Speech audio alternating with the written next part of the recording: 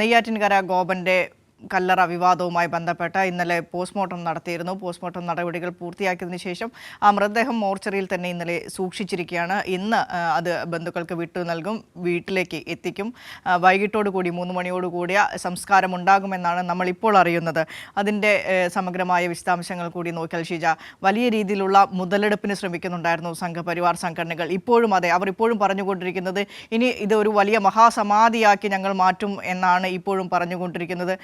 ആ രീതിയിൽ അന്ധവിശ്വാസവും നിയമവും തമ്മിലുള്ള ഒരു പോരാട്ടം ഒരു വശത്ത് നടക്കുന്നു. അദ്ദേഹത്തിൻ്റെ മരണത്തിലെ ദുരൂഹത ഇപ്പോഴും നീങ്ങിയിട്ടില്ല. പോസ്റ്റ്മോർട്ടം റിപ്പോർട്ട് അടക്കം പുറത്തു വരാനിരിക്കുന്നതേയുള്ളൂ.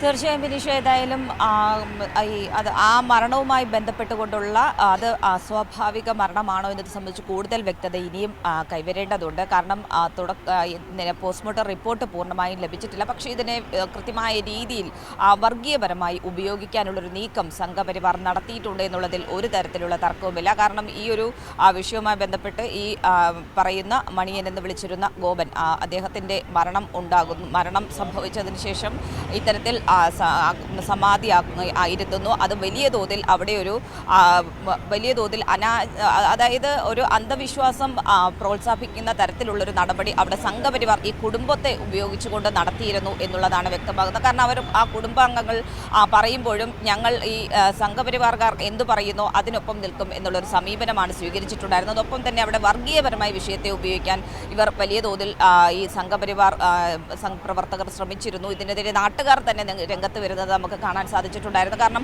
അവിടെ നാട്ടുകാർ തന്നെ പറയുന്നുണ്ട്, ഇവിടെ ഒരു മതവ്യത്യാസമെന്നോ അല്ലെങ്കിൽ ജാതി വ്യത്യാസമോ അങ്ങനെ ഒന്നും നിലനിൽക്കുന്ന ഒരു സ്ഥലമല്ല. പക്ഷേ ഇവർ ഇതിനെ ആ രീതിയിലേക്ക് വരുത്തി തീർക്കാൻ, അന്ധവിശ്വാസം വലിയ രീതിയിൽ പ്രചരിപ്പിക്കാനുള്ളൊരു നീക്കം, അതോടൊപ്പം തന്നെ അവിടെ ഒരു സമാധി സ്ഥാനമായി മാറ്റാനുള്ളൊരു നീക്കം, അതൊക്കെ വലിയ തോതിൽ നടന്നു.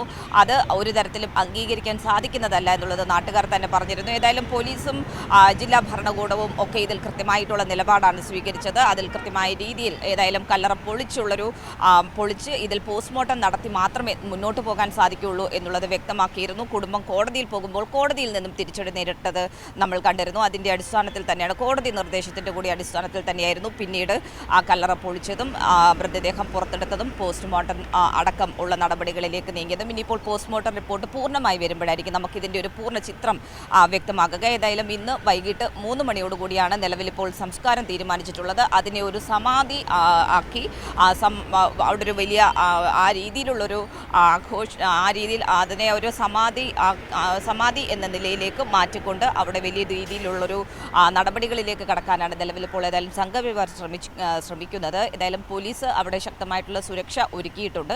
ആ രീതിയിലുള്ള ക്രമീകരണങ്ങളൊക്കെ അവിടെ ഇത്രയും ദിവസങ്ങളിൽ അവിടെ പോലീസ് സുരക്ഷയുണ്ട്. അത് ആ രീതിയിൽ തന്നെ തുടരുന്നുണ്ട്. ഇന്ന് ഈ സംസ്കാരത്തിൻ്റെ സമയം വരെയും ആ രീതിയിൽ തന്നെ തുടരും എന്ന് തന്നെയാണ് മനസ്സിലാക്കുന്നത്. അതേസമയം തന്നെ സമഗ്രമായിട്ടുള്ള അന്വേഷണം അത് ഒരു ഭാഗത്ത് പോലീസിന്റെ ഭാഗത്തു നിന്നും പുരോഗമിക്കുകയുമാണ്. വിനിഷ.